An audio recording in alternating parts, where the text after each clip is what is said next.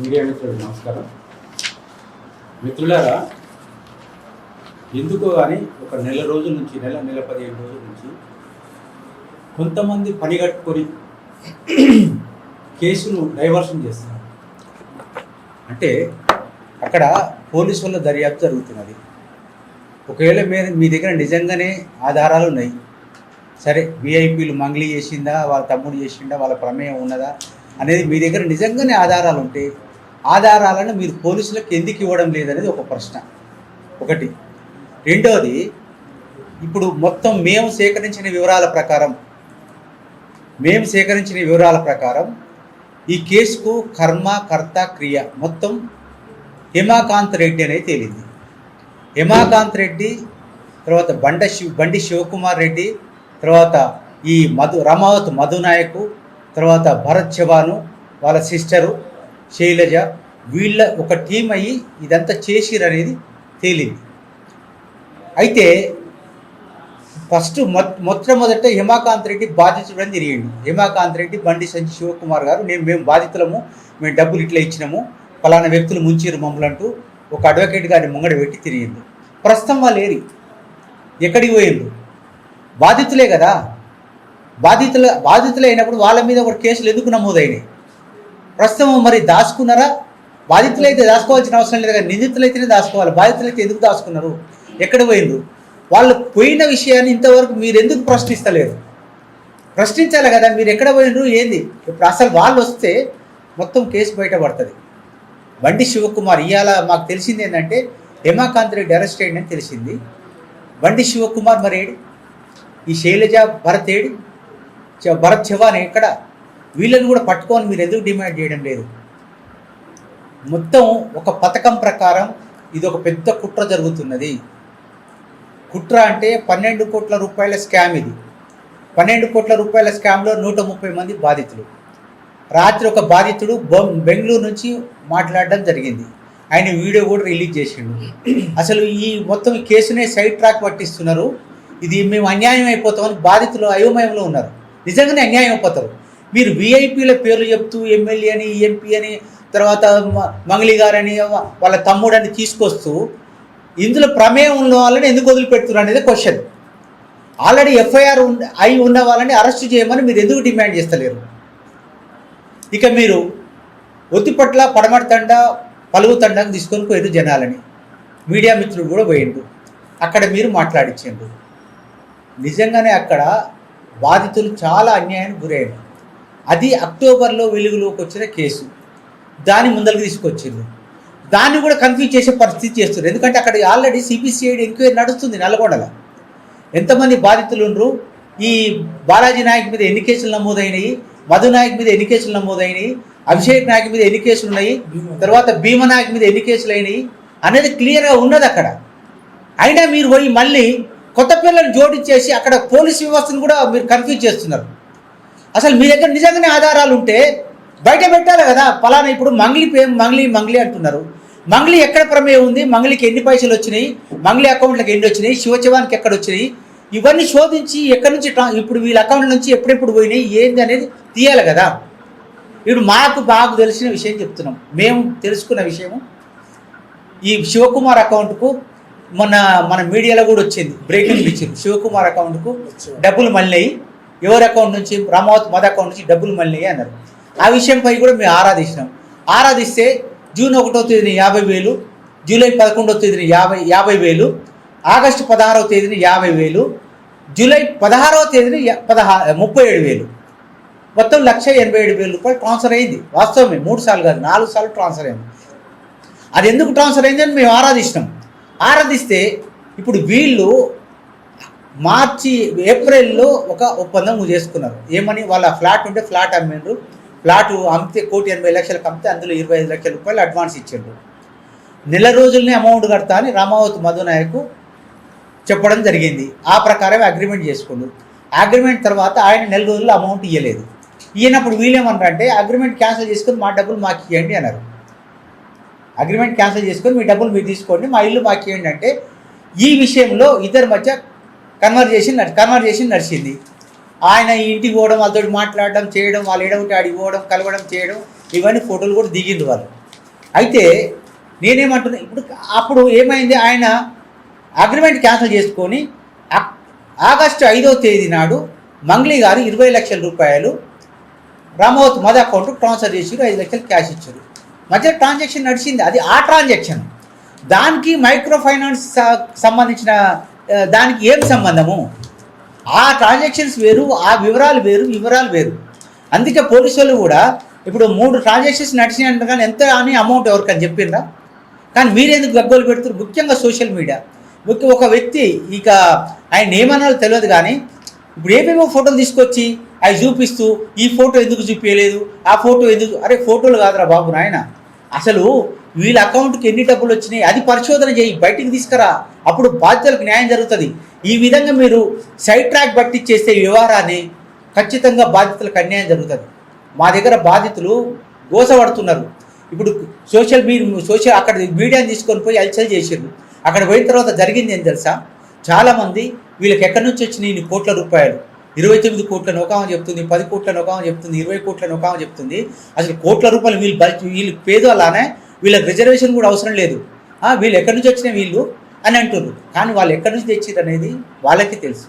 ఎందుకంటే వీళ్ళు బాలాజీ నాయక్, రామావత్ బాలాజీ నాయక్, రామావత్ మధు నాయక్, మళ్ళీ బాలాజీ నాయక్, కవిత, తర్వాత భీమా నాయక్, వీళ్ళంతా ఏజెంట్లు, ఓనర్లు. వీళ్ళంతా ఈ రియల్ ఎస్టేట్ వ్యాపారం అని లేకపోతే ఇంకో వ్యాపారం అని అవి పెట్టేసి వీళ్ళు ఊరికి ఒక ఏజెంట్ని పెట్టుకొని ఆ ఏజెంట్ల ద్వారా సేకరించిన అమౌంట్ ఇది. ఉదాహరణకు ఇప్పుడు పిల్లిగుండ తండా అని ఒకటి ఉన్నది. పిల్లిగుండ తండకు ఒక ఏజెంట్ని పెట్టుకుంది, ఆయన సబ్ ఏజెంటు. మెయిన్ ఏజెంటు ఉదిపట్లో ఉంటాడు లక్ష్మణ్ నాయక్ అని, ఆయన కింద ఒక 20 మంది సబ్ ఏజెంట్లు. ఒక్కొక్క సబ్ ఏజెంటు 60 లక్షలు 70 లక్షలు కోటి రూపాయలు వసూలు చేయాలి. ఇప్పుడు 20 మంది సబ్ ఏజెంట్లు ఒక్కొక్క కోటి వసూలు చేస్తే ఎంత అవుతుందండి? 20 కోట్లు అవుతుంది కదా. ఆ 20 కోట్లు లక్ష్మణ్కి ఇచ్చారు, లక్ష్మణ్ 20 కోట్లు పెట్టుబడి పెట్టిండు. ఈ విధంగా ఆడ కలెక్షన్ ఏంటంటే ఒక్కొక్క ఇంటి నుంచి, ఇప్పుడు ప్రతి తండాలో కూడా ప్రతి ఊర్లో కూడా దాదాపు 80% జనాలు తమ దగ్గర ఉన్న 1,00,000, 2 లక్షలు, 3 లక్షలు, 5 లక్షలు, 10 లక్షలు ఇచ్చిండు. ఇంకోటి కొంతమంది అయితే మార్టిగేజ్ లోన్లు కూడా తీసుకున్నారు, ఇండ్ల మీద లోన్ తీసుకున్నారు. శ్రీరామ్ ఫైనాన్స్లో ఎంతమంది ఇళ్ళు కుదబడి ఉన్నాయో మీరు మల్లెపల్లి వచ్చి చెక్ చేయండి, తెలుస్తుంది.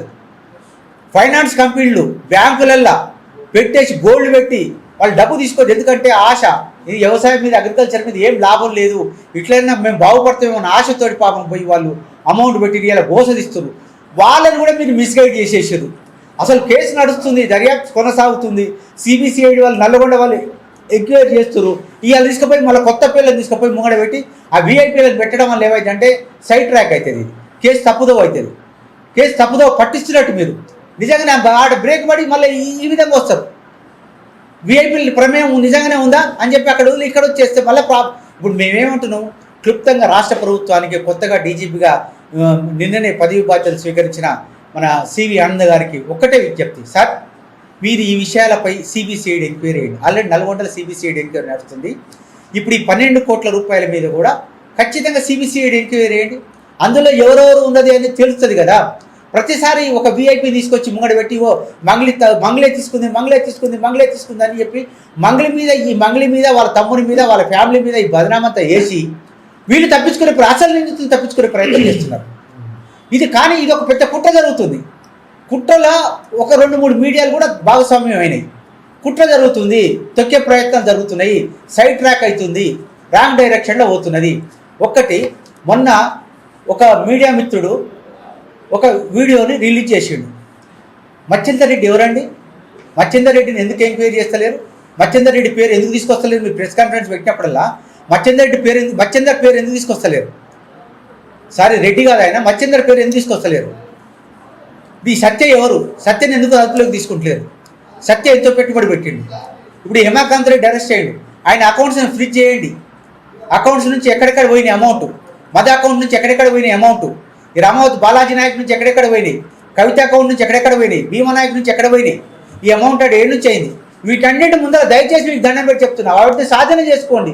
బాధితులకు న్యాయం జరుగుతుంది, వెంబడే పంపకాలు జరుగుతాయి. ఇప్పుడు కోర్టు కేసులు, పోలీస్ కేసులు అవంటే బాధితులు తిరగలేరు. ఇప్పటికి సఫర్ అయిపోయింది. ఇప్పటికే వాళ్ళు సూసైడ్ చేసుకునే పరిస్థితులు, ఏం చేయని అయోమయ పరిస్థితులు, అన్నమో రామచంద్ర అనే గోస పడుతున్నారు జనాలు. బాధితులు. వాళ్ళ బాధితులకు న్యాయం జరగాలంటే ముందు అసలైన నిందితులు అరెస్ట్ కావాలి. అసలైన నిందితులను అరెస్ట్ చేయండి అని ఎందుకు డిమాండ్ చేస్తలేరు మీరు? సిబిసిఐడి ఎంక్వైరీకి ఈ కేసులు కూడా ఎందుకు డిమాండ్ చేస్తలేరు? ఇప్పుడు ఈ 12 కోట్ల స్కామ్లో కూడా బెంగళూరు వాళ్ళు, మన కర్నూలు వాళ్ళు, జోగులాంబ గద్వాల జిల్లా వాళ్ళు, మహబూబ్నగర్ బిడ్డలు చాలామంది పెట్టుబడి పెట్టిర్రు. ఆ 12 కోట్లు ఎక్కడి నుంచి వచ్చినాయి, ఎట్లా పోయినాయి? అసలు సిమెంట్ ఫ్యాక్టరీకి అమౌంట్ ఇచ్చిన అమౌంట్ పైసలు ఉన్నాయా? ఉంటే ఆ సిమెంట్ ఫ్యాక్టరీకి అగ్రిమెంట్ కట్టే పైసలు ఆ డబ్బులు కూడా రికవర్ చేయమని డిమాండ్ చేయండి. ఇప్పుడు జైరాబాద్లో ల్యాండ్స్ ఉన్నాయంటే వాటిని కూడా రికవర్ చేసుకొని డిమాండ్ చేయండి. అసలు నిందితులు దొరకాలంటే ఏం చేయాలి? మీరు సిబిసిఐడికి డిమాండ్ చేయండి. సిబిసిఐడి ఎంక్వైరీ జరగాలి. ఒకవేళ మంగళీ ఉందనుకోండి, మంగళీ కూడా శిక్షించాలి. వాళ్ళ తమ్ముడు ఉంటే తమ్ముని కూడా శిక్షించాలి. అరే ఆలు లేదు సూడు లేదు, కొడుకు పేరు సోమలింగం అని మీరు తాటి చెట్టు కింద పోయినోడల్లా కళ్ళు దాగి వచ్చిండని చెప్పి మీరు ఈ విధంగా బదనాం చేస్తే ఎట్లా చెప్పండి? తాటి చెట్టు కింద మస్తుకు పోతారంటే ఆడు పోయించినంత మాత్రాన వాడు కళ్ళు దాగి వచ్చిండని ప్రూఫా? ఇప్పుడు మీ అమ్మటి నేను ఫోటో దిగితే మీరు కూడా దోషేనా? ఫోటోలే ఉందండి. మాజీ ఎమ్మెల్యే దేవరకొండ మాజీ ఎమ్మెల్యే, ప్రస్తుత ఎమ్మెల్యే ఫోటోలు దిగిరు, కలిసి దిగిర్రు. ఇప్పుడు ఆ ఎమ్మెల్యేలు కూడా అందామా మనం? ఆ ఎమ్మెల్యేలు కూడా ఇందులో భాగస్వామి అనాలనా? ఫోటోలు దిగినంత మాత్రాన భాగస్వామి ఎట్లయితాడు? కాదు కదా. దీనివల్ల బాధితులకు తీవ్రమైన అన్యాయం జరిగే అవకాశం ఉంది.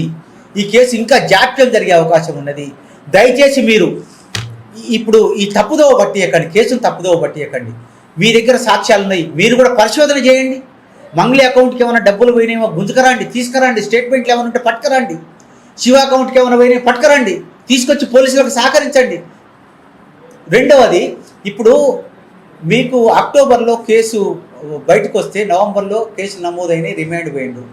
రిమాండ్ రిపోర్ట్లో కూడా క్లియర్గా ఉన్నది. అప్పుడు ఎవరు కూడా వీళ్ళ విఐపీల పేర్లు, ఈ సెలబ్రిటీల పేర్లు ఎవరు చెప్పలేదండి. ఇప్పుడు ఎందుకు చెప్తున్నారో, ఎవరు చెప్పిస్తున్నారా, పెద్ద ఏమైనా ఈ కుట్రకోణం జరుగుతుందా, సాగుతుందా, లేకపోతే ఈ డబ్బులన్నీ ఎగ్గొట్టే ప్రయత్నాలు ఉన్నాయా? నాకు అనిపిస్తుంది ఒకటే, బాధితులకు ఈ డబ్బులు ఎగ్గొట్టే ప్రయత్నం ఉన్నారు. 100% ఇది అదే జరుగుతుంది. ఖచ్చితంగా డబ్బు బాధితులకు అన్యాయం జరిగే అవకాశం ఉన్నది, అన్యాయం జరుగుతుంది. ఎందుకంటే దీన్ని సైడ్ ట్రాక్ చేసిండ్రు. దీన్ని వేరే విధంగా విఐపీల పేరు మీద, సెలబ్రిటీ పేరు మీద దోషేసి మేము పక్కకు తప్పుకోవచ్చు అన్న ప్లాన్ తోటి ఉన్నారు. కానీ అసలు నిందితులు ఉన్నారు, తెర వెనుక ఉన్నారు. వాళ్ళు కూడా కావాల్సినంత డబ్బులు ఖర్చు పెడుతున్నారు.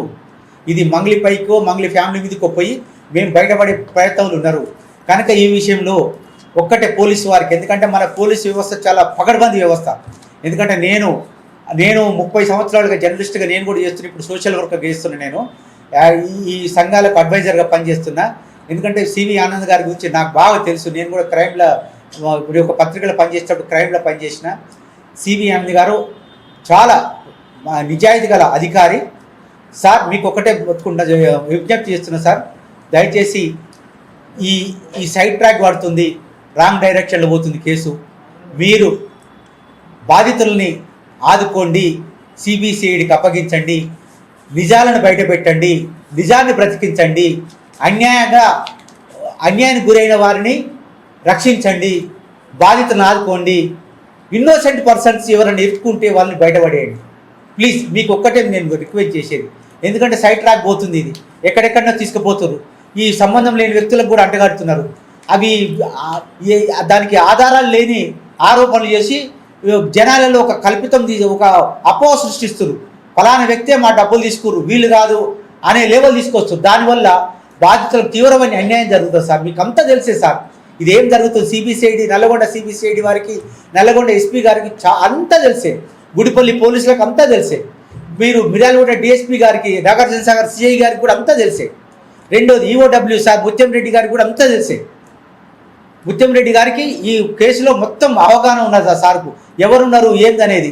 నేను ఒకటే చెప్తున్నా, ఈ ప్రెస్ మీడియా పెట్టి వాళ్ళని జనాలను తీసుకొని పోయి జనాలను అలజడి చూసి జనాల్లో అయోమయం సృష్టించే సోదరులకు ఒకటే చెప్తున్నా, సోదరులారా మీ దగ్గర ఏమైనా ఆధారాలు ఉంటే మంగళి తప్పు చేసినట్టుగా, ఫోటోలు కాదు, ఫోటోలు అవి వనికిరావు.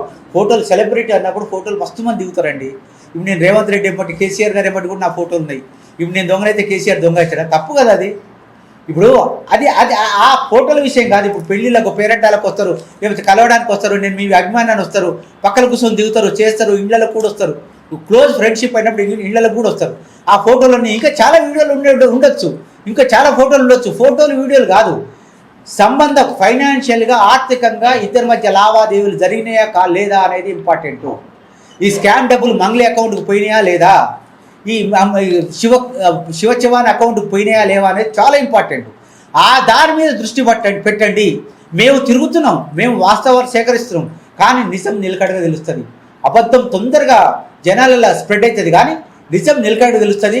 నిజం తెలిసిన రోజు అందరం ముక్కులో వేలేసుకుంటారు. ఇది మాత్రం వాస్తవం. అది ఎన్ని రోజులు లేదు, పోలీసులు దీని వెనుక బాగా ఉన్నారు. కానీ ఇంకొకటి ఏంటంటే, నేను ఈ కేసు కూడా సిబిసిఐడికి అప్పగించండి, సిబిసిఐడికి అప్పగించండి. ఈ 12 కోట్ల రూపాయల స్కామ్ కూడా. ఎందుకంటే ఇక్కడి కేసులు తీసుకుపోయి ఇప్పుడు రాత్రి అతను రిలీజ్ చేసిన వీడియోలో క్లియర్గా చెప్తున్నాడు, అరే సార్ ఇది సైడ్ ట్రాక్ పోతున్నది, అసలు ఆ కేసు ఏంది ఈ కేసు ఏంది, మేము 12 కోట్ల రూపాయలు 130 మంది బాధితులం సార్, దీని గురించి ఎవరు అడుగుతలేరు, ఎక్కడో వదిపట్ల పడమడతాండకి వెళ్ళిపోయింది, ఆ పాత కేసు సార్, అది దీనికి ఏం సంబంధం అంటున్నారు. అందువల్ల సరే అక్కడ కూడా బాధితులే, ఇక్కడ కూడా బాధితులే. బాధితులు సార్ సూసైడ్ చేసుకునే పరిస్థితిలో ఉన్నారు సార్. కనుక దయచేసి మీరు సిబిసిఐడి ఎంక్వైరీ చేయండి, అన్ని నిజాలు బయట పెట్టండి. తొందరగా పోలీసులు కూడా ఒక ప్రెస్ కాన్ఫరెన్స్ పెట్టి ఎవరెవరు ఇందులో భాగస్వామ్యం ఉన్నారు ఆ తొందరగా నిందితులను అరెస్ట్ చేసి వాళ్ళ నుంచి వివరాలు సేకరించి బాధితులు ఎవరో తెలిస్తే ఇంకా బాగుంటుంది. బాధితులకు న్యాయం నిందితులు ఎవరో తెలిస్తే బాగుంటుంది. బాధితులకు న్యాయం జరగాలి. వీళ్ళ ఆస్తులు అమ్మి ముందల వాళ్ళ అరెస్ట్ తర్వాత సార్ వాళ్ళ ఆస్తులు అమ్మి ఆస్తులు స్వాధీనం చేసుకొని వాటన్ని తీసుకొని అమ్మేసి బాధితులకు పంచండి, మీకు పుణ్యం ఉంటుంది. Thank you.